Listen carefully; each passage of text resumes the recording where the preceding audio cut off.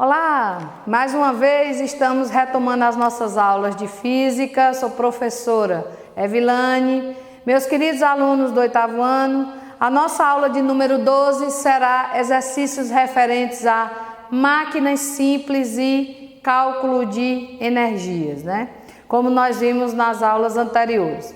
Bem, vamos relembrar aqui os tipos de máquinas simples que nós aprendemos, né? Nós trabalhamos com alavancas, né? Roldanas ou polias, né? Plano, inclinado, nós temos a cunha, as engrenagens, né? Mas aqui nos nossos exercícios nós vamos trabalhar mais basicamente com cálculo de alavancas e cálculo de roldanas, né? Aprendemos também os tipos de energia, alguns, né? Nós vamos trabalhar cálculo de energia potencial gravitacional, que é aquela energia que o corpo armazena quando está acima do chão. Cálculo de energia cinética, né, que é a energia do movimento. Cálculo de energia potencial elástica, que é quando você causa uma deformação numa mola ou em algum material que possa ser esticado, né? Ou comprimido ou esticado. A deformação serve para os dois casos, né? Então vamos lá. Vamos resolver a nossa primeira e segunda questão. Na primeira questão, ele dá 3 situações aí que acontecem no nosso dia a dia e pede para você classificar qual tipo de alavanca. Vamos relembrar aqui os tipos de alavanca. Nós temos a alavanca interfixa, que é a alavanca que o ponto de apoio fica no centro e nas extremidades ficam a força potente e a força resistente.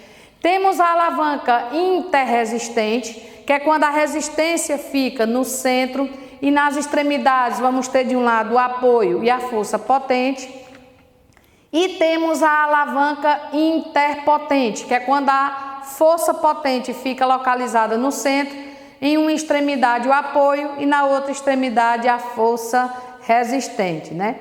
Então, na primeira situação aí, pessoal, ele deu um pegador de pão, uma pessoa usando um pegador de pão para pegar um pão. Então, se você observar, ela pega no meio do material, né? Nós temos o apoio em uma extremidade, no meio onde ela vai pegar para abarcar o pão é a força potente e onde o pão vai ser seguro pelo pegador de pão é a resistência. Então, se no centro fica a potência, então nós vamos ter uma alavanca interpotente. Na letra B, você tem uma balança, pessoal. É uma balança assim que é muito usada nos mercados, né, para medir quantidades pequenas de arroz, feijão, goma, farinha, né? Ela é um pouco utilizada esse tipo de balança. Se você observar aí pelo desenho, você tem uma extremidade a resistência, que é onde vai estar o prato da balança, né? No centro você vai ter o apoio, que é onde a balança vai ficar firme, né? Segura. E o peso que vai ficar do outro lado para fazer o equilíbrio, ou seja, a força potente, né? Então você tem uma alavanca interfixa, porque o apoio está centralizado, ok? Já na letra C, você tem o nosso pé, né? Quando você faz esse movimento de se levantar, né? Levantar o seu corpo. Bem, quando você faz esse movimento, o apoio, pessoal, está na ponta do pé, mais propriamente nessa parte que fica antes dos dedos, né? A resistência é justamente esse osso da perna que você vai precisar erguer, né?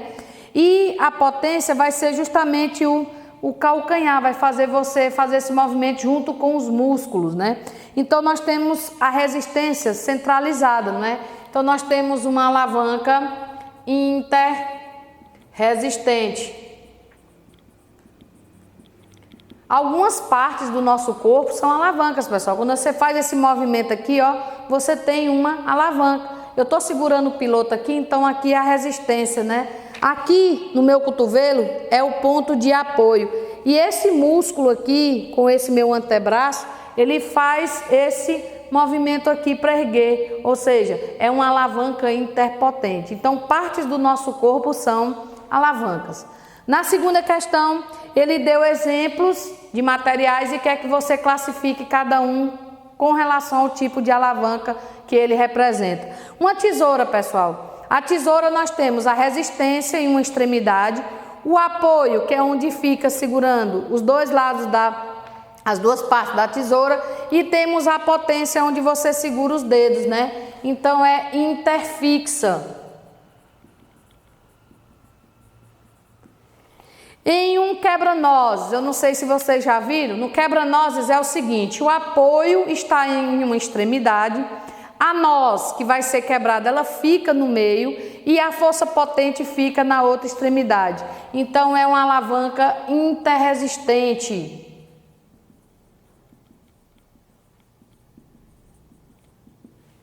Temos o pegador de pão, como nós acabamos de falar na primeira questão, né? É interpotente.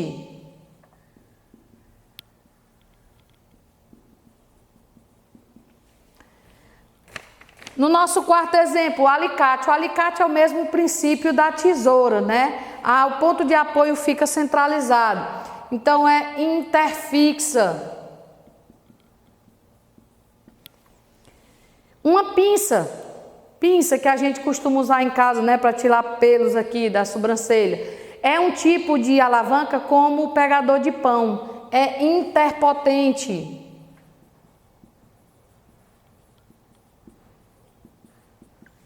E por fim, um barco a remo. Pessoal, o barco a remo é uma alavanca interresistente. Por quê? Você vai ter a resistência na ponta do remo. Tocando a água, você vai ter o ponto de apoio e aqui na extremidade você faz esse movimento que é a potência, né? Então é uma alavanca interresistente.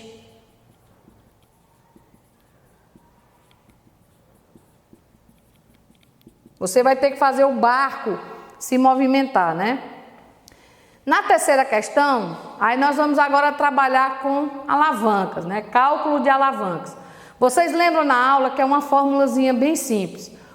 O braço da potência vezes a força potente é igual ao braço da resistência vezes a força resistente. Essa ordem, pessoal, pode ser inversa. Você pode ter o que é resistente primeiro e o que é potente depois. O que você não pode fazer é pegar o braço da resistência e multiplicar pela força potente. Isso não pode. O braço tem que ser multiplicado pela sua força correspondente, ok? Então, eu vou colocar aqui a fórmula. A força potente vezes o braço potente é igual à força resistente vezes o braço resistente, né? Vocês estão vendo aí. Olha, ele diz o seguinte nessa questão. Nós temos dois pesos que valem 36 newtons e 9 newtons. Eu coloquei assim separadamente. Eu vou dizer aqui que é a força 1 e a força 2, né? Coloquei separadamente. Ele disse que a primeira força aqui, ela está a 10 centímetros do apoio, ou seja, é uma alavanca interfixa. Ele quer saber qual é o tamanho total dessa alavanca. Então, para isso, a gente precisa descobrir o braço da segunda força, para poder somar o braço 1 com o braço 2 e saber o tamanho total da alavanca, né? A questão, ele deu o braço em centímetro. Vamos transformar para metro, né? Vamos dividir por 100. Então, transformando para metros, o braço aí 1, ele vai ser igual a 0,1 metros. Então, nós vamos trabalhar em metros, né? Então, a força, nesse caso aqui, vamos colocar a força 1 vezes o braço 1 é igual à força 2 vezes o braço 2. A força 1 é 36, o braço 1 é 0,1. A força 2 é 9 e nós vamos descobrir justamente o braço 2 para depois somar e calcularmos o tamanho total da alavanca, né? Bem, 9, B2, vamos trazer para o primeiro membro com o sinal trocado, né? 36 vezes 0,1 dá 3,6. Vai para lá com o sinal trocado, né? Então, multiplicamos tudo por menos 1. B2 vai ser igual a 3,6 dividido por 9, que é igual a 0,4 metros. Bom, a gente já sabe aqui o tamanho do segundo braço.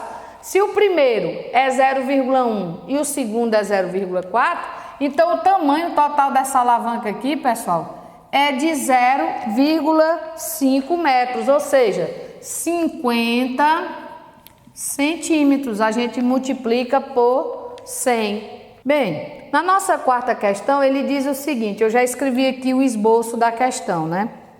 É preciso, ou para levantar 500 quilos, emprega-se uma alavanca de 1,5 metro. O ponto de resistência e o ponto de apoio distam 0,3 metros. Qual é a força que deve ser aplicada na extremidade da alavanca para erguer a pedra? Ou seja, ele quer saber qual é a força potente. Olha, pessoal, essa alavanca ela tem 1,5 metro de comprimento. Ele disse que a força aí resistente é de 500 quilos. Quilos, nós precisamos transformar para newtons, ou seja, peso. Então, primeiro nós vamos transformar. A força resistente será 500 quilos vezes a gravidade, que é 10, né? Então, nós vamos ter 5.000 newtons, né? Nós vamos ter uma força de 5.000 newtons aí, a resistência. Ele diz que a alavanca todinha tem 1,5 metro. E que o braço da resistência, ou seja, da força resistente até o apoio, é 0,3 metros. Ora, pessoal, se uma alavanca é de 1,5 metro e o braço da resistência é 0,3, então é porque nós temos um braço da potência de 1,2 metros, não é verdade? 1,2 com 0,3, 1,5. Então agora nós podemos resolver a nossa questão. Força potente vezes o braço da potência é igual a força resistente vezes o braço da resistência. Força potente é o que nós vamos descobrir. O braço é 1,2. A resistência nós transformamos para newton, né? 5.000. E o braço da resistência é 0,3, que ele deu na questão, né? Então, força potente vai ser igual 5.000 vezes 0,3, nós vamos ter, fazer aqui as contas, pessoal, 5.000 vezes 0,3 dá 1.500, então 1.500 dividido por 1,2, então nós vamos ter 1.250 newtons. É o valor da força potente que nós vamos ter que aplicar para levantar esse peso de 5.000 newtons. Então 5.000 vezes 0,3 é 1.500. Na nossa quinta questão, pessoal, diz o seguinte: é preciso erguer um peso de 1.000 quilos. Então ele também está dando a quantidade em massa. Vamos logo resolver aqui. Força resistente é 1.000 quilos vezes 10. Então a força resistente é igual a 10.000 newtons. Então a gente já sabe o valor dessa força aqui. Ele diz o seguinte: por meio de uma alavanca, qual deve ser a força potente, pessoal? Se os braços da alavanca são 1,2 metros e 0,24 metros para a resistência. Então, o braço da potência é 1,2 metros, o braço da resistência é 0,24 metros. Ele quer saber qual é a força potente. Do mesmo jeito, pessoal, ó, resolvendo aqui, força potente vezes o braço da potência é igual a força resistente vezes o braço da resistência. Força potente vezes 1,2 é igual a força resistente, que é 10.000, vezes o braço, que é 0,24 metros, né? Então, a força potente vai ser igual. 10.000 vezes 0,24 dá 2.400, dividido por 1,2. Então, o valor dessa força é 2.000 newtons. Está aqui o resultado da nossa quinta questão. Então, para erguer um peso de 10.000 newtons numa alavanca, você vai precisar aplicar uma força de 2.000 newtons. Então vamos agora para a sexta questão. Na nossa sexta questão diz o seguinte: que tipo de roldana facilita mais a realização de um trabalho? A roldana fixa ou a roldana móvel? Olha, pessoal, a roldana fixa, ela apenas, digamos, ajuda a realização do trabalho, mas ela não diminui de forma alguma a força que vai ser aplicada. Já a roldana móvel, ela sempre diminui pela metade a força que você vai ter que aplicar, né? Então, as roldanas móveis são as mais recomendadas para a realização de trabalhos, né? Então, pode colocar aí, roldana móvel. E justamente por isso, porque elas reduzem pela metade o trabalho realizado, né? A força que você precisa aplicar para desenvolver o trabalho. Na sétima questão diz o seguinte: qual a força em newtons que se deve fazer para sustentar um balde de cimento de 50 quilos de massa total, sabendo que a corda que a sustenta passa por apenas uma roldana fixa, e se a corda passar por uma roldana móvel? Bem, pessoal, você tem a massa. A gente, quando trabalha com máquinas simples, nós precisamos saber o peso, né? Então, a gente vai ter que transformar esses 50 quilos primeiro. Então, aí, ó, a força resistente vai ser 50 quilos vezes 10, que é a gravidade. Ou seja, vamos ter 500 newtons. Então, ele quer duas situações, quando ele só usa uma roldana fixa e quando ele usa uma roldana móvel. Então, usando uma roldana fixa, pessoal, olha, para usar uma roldana fixa, nós precisamos apenas dizer que a força potente é igual à força resistente. Não precisa de cálculo, né? Então, aqui nós vamos ter uma força potente de 500 newtons. Já usando uma roldana móvel, aí o cálculo vai ser diferente. Uma roldana móvel vai fazer o esforço ser diminuído pela metade, né? Então, a força potente vai ser a força resistente dividido por 2. Então, a força potente vai ser igual a 500 newtons dividido por 2. E nós vamos obter 250 newtons. Então, ó, foi reduzido pela metade. Na oitava questão, ele diz o seguinte: uma pedra de 500 newtons de peso foi colocada a 0,5 metros do ponto de apoio de uma alavanca interfixa. Então, você vai ter aqui na oitava questão uma alavanca interfixa, né? Vamos colocar aqui, força resistente de 500 newtons, né? Está a 0,5 metros do ponto de apoio. Então, o braço da resistência é 0,5 metros, né? Aí ele diz, e essa alavanca tem 1,5 metros de comprimento total. Ora, pessoal, se ela tem 1,5 metro de comprimento total e nós temos um braço de meio metro, o outro braço é apenas de 1 metro, que será o braço da potência. E ele quer saber na questão qual é a força mínima necessária para levantar essa pedra. Ora, quer saber a força potente, né? Então vamos lá. O braço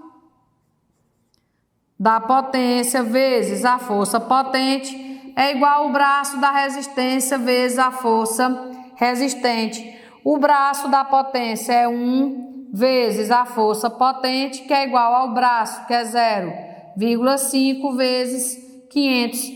FP, que é a força potente vezes 1, né? 0,5 vezes 500, nós vamos ter a metade. Então, aqui nós vamos ter 250 newtons. 500 vezes 0,5, eu já disse para vocês.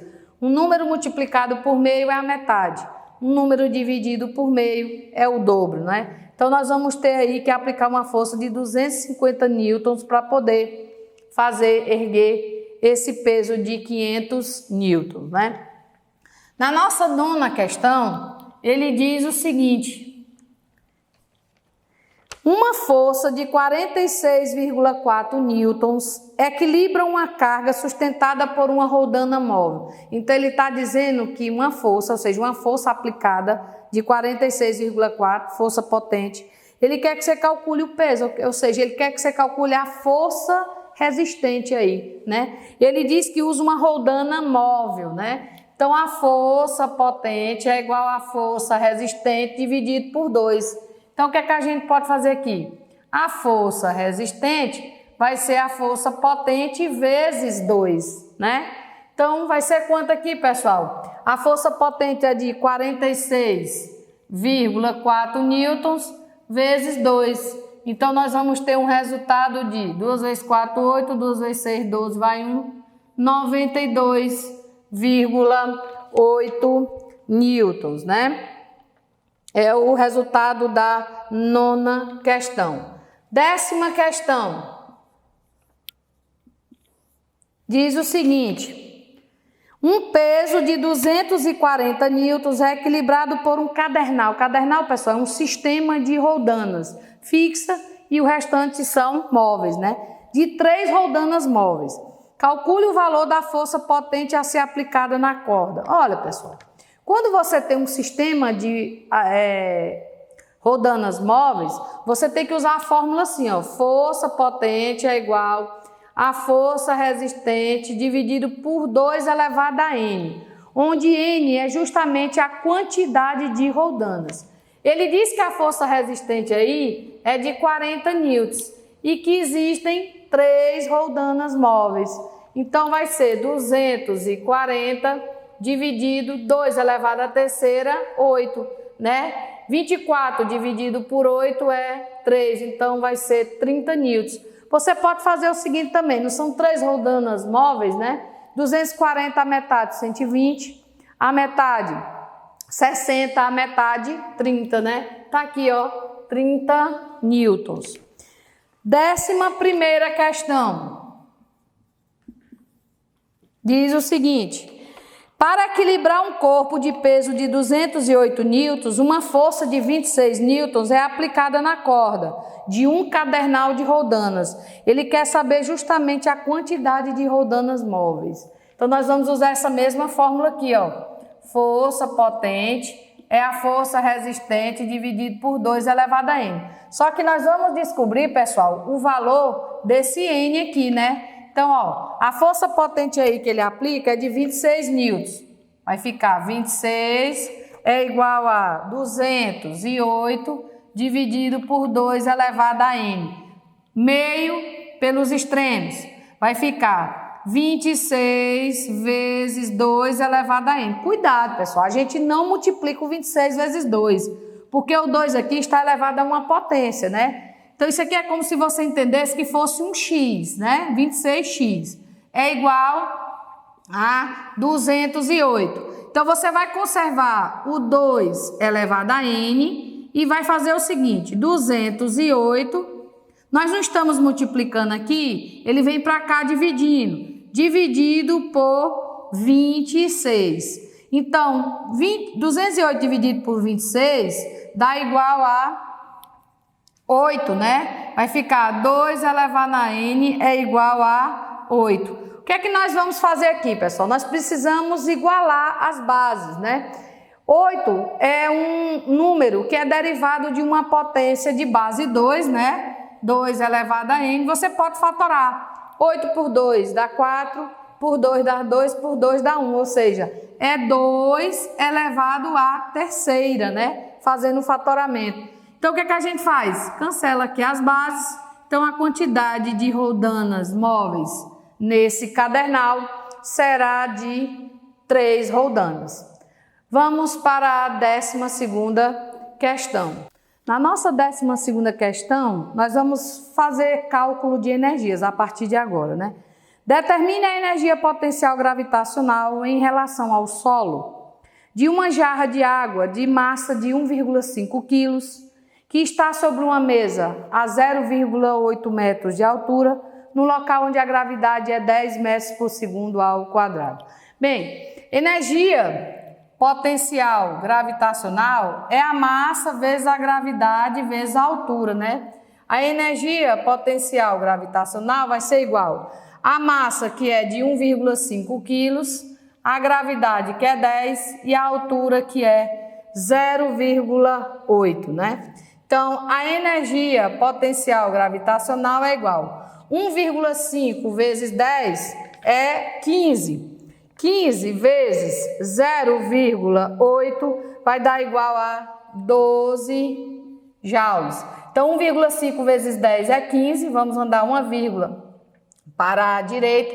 15 vezes 0,8 é igual a 12 joules. 13ª questão. Ele diz o seguinte: um ciclista percorre uma distância entre duas cidades, andando numa bicicleta de massa de 40 quilos, com velocidade de 20 metros por segundo. Ele quer que você calcule o valor da energia cinética, energia do movimento. Bem, pessoal, energia cinética é a massa vezes a velocidade ao quadrado sobre 2. Energia cinética é igual à massa, que é de 40 quilos, vezes a velocidade, que é 20 ao quadrado, tudo isso sobre 2. Podemos cancelar aqui, ó, 40 com 2. Então, energia cinética é igual a 20 vezes 40 dividido por 2 é 20. 20 ao quadrado é 400. Então, a energia cinética é igual a 8.000 joules. 2 vezes 4, 8. Temos 3 zeros. 3 zeros na resposta, ok? Cuidado com a velocidade. Ela é elevada ao quadrado. 14ª questão. Ele diz o seguinte: calcule a energia potencial elástica armazenada em uma mola, cuja constante elástica é 100 newtons por metro, que está comprimida, apresentando uma deformação de 45 centímetros. Então, nós precisamos transformar essa deformação para metros, porque a constante elástica é dada em newtons por metro. Então, vamos primeiro transformar aqui a deformação, que é x. 45 centímetros dividido por 100 é igual a 0,45 metros. Então, a energia potencial elástica vai ser igual a K, que é a constante elástica, vezes a deformação ao quadrado sobre 2. Então, isso aqui vai ser igual a constante elástica é 100 vezes 0,45 ao quadrado, tudo isso dividido por 2. 100 dividido por 2 é 50. Então, nós vamos ter 50 vezes 0,45 vezes 0,45 é 0,2025. É só você multiplicar, pessoal. Então, é uma conta bem simples, ó. Vou fazer aqui para vocês. 0,45 vezes 0,45. 5 vezes 5, 25. Vão 2. 5 vezes 4, 20.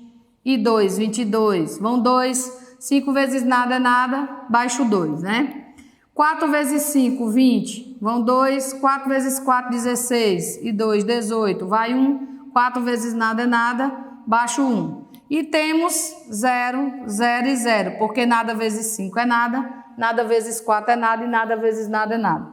Somando tudo aqui, 5, 2, 8 e 2, 10. Vai 1, 1 e 1, 2 e nada. 4 casas, 4 casas. 0,2025. Então, 50 vezes 0,2025. Então, a energia potencial elástica aqui, pessoal, ó, o resultado será 10,125 joules, certo? Então, a energia potencial elástica será 10,125 joules. Na nossa 15ª questão, nós temos a seguinte pergunta.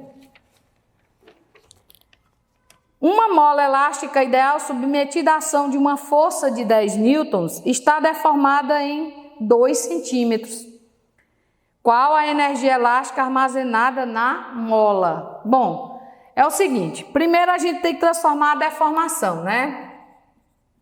Ele diz aí que é 2 centímetros, né? 2 centímetros dividido por 100 dá 0,02 metros, né? Essa daí é a nossa deformação. Então, nós vamos ter o seguinte, a energia potencial elástica, pessoal, quando você trabalha com força na questão, nós vamos usar outra fórmula, né? Nós vamos usar a fórmula aqui no lugar da constante elástica, nós temos a força.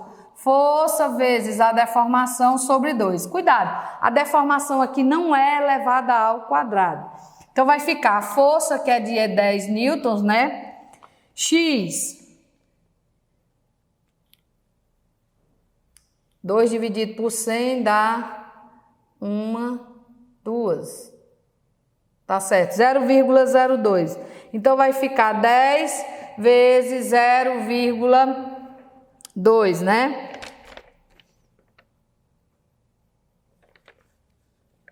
Dividido por 2. 10 dividido por 2 dá 5 vezes 0,2 aqui, certo? 5 vezes 0,02 metros, né? Então, a nossa resposta vai ser igual a energia potencial elástica.